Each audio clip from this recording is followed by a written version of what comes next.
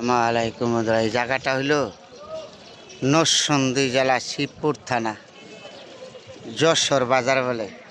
একটা সময় ছিল আমাদের এলাকায় এই বাজারটা আমাদের জন্য সর্বোচ্চ বড় বাজার ছিল। এই সিজনে কাঁঠাল উঠতো, নৌকা থাকতো, সবাই বাজার করতে আসতো। সাপ্তাহিক বাজার ছিল বুধবার দিন আর হলো শনিবার দিন।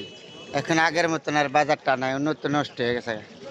এই জায়গায় এই নদীর মাঝে শত শত নৌকা লাগাল থাকতো কাঁঠালের ধানের। আমরা ছোটোর সময় আমি দেখতাম, আমি আসতাম এই বাজারে। এই বাজারটা আমাদের ছিল সর্বোচ্চ গুরুত্বপূর্ণ একটা বাজার। আমরা বাজার করতাম, সাপ্তাহিক বাজার করতাম বুধবার দিন শনিবার দিন, যশোরের বাজার। আর যে এই নদীর ঘাটটার ভিতরে শত শত নৌকা লাগাল থাকতো। আমের তরকারি নিত, ধান চাল নিয়ে আসতো মাঝিরা দূরের থেকে, সিলেট থেকে আসতো। আর এখন এই বাজারটা একবারে দুর্বল হয়ে গেছে। আজকে যশোরের বাজার আইলাম, এসে দেখি বাজারও নাই, কোনো কিছু নাই, আগের মতন মানুষও নাই। তারপরে এত সুন্দর, আগে কি সুন্দর পরিবেশ ছিল। বাজার সমস্ত বহু দূরের থেকে মানুষ আসতো এই বাজারে বাজার করতো। এখন আর আগের মতন নাই। আর এই জায়গাটা হলো যশোরের বাজার। এই যে বট গাছটা দেখা যায়, এখানে কাঁঠালের কারি লাগতো, বাঁশ কাঁঠাল বিভিন্ন সবজি বাজারে থাকে।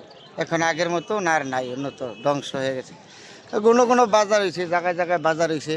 আর এখন নৌপথ, সর্বোচ্চ বড় কথা হলো নৌপথ এখন তো বন্ধ হয়ে গেছে গা। তাহলে টাকে যাতায়াত করে 1-2 ঘন্টা, যে 3 দিন লাগে যে জায়গায় 1 ঘন্টা যাইতে রাখা। চট্টগ্রাম গেলে আগে যাইতো 2 দিন 3 দিন লাগতো, আর এখন যাইতে রাখা চট্টগ্রাম 4 ঘন্টা গিয়ে পৌঁছতে পারে তরকারি সবজি নিয়ে। এই জন্য নৌপথ বন্ধ ছিল। এই নদীটা ছিল আমাদের খুব গর্ব একটা নদী, যশোরের বাজার আমাদের শিবপুর। আজকে দেখে আইসে আমার তেমন খারাপ লাগলো, কী ছিল কোথায় কি হয়ে গেল। এই বাজারটা যে কত উন্নত ছিল, এটা হলো যশোর বাজার। আবারও বলি নরসিংদী জেলা শিবপুর থানা। খুব সুন্দর একটা বাজার ছিল, এখন আগের মতন নাই। এগুলির বলে কুটির শিল্পী, যে খাসা টাসা সবজি বিক্রি করে এগুলো বাজার। খুব সুন্দর একটা বাজার ছিল আগে, এখন আগের মতন আর নাই, কমতিমেও নাই বাজারের।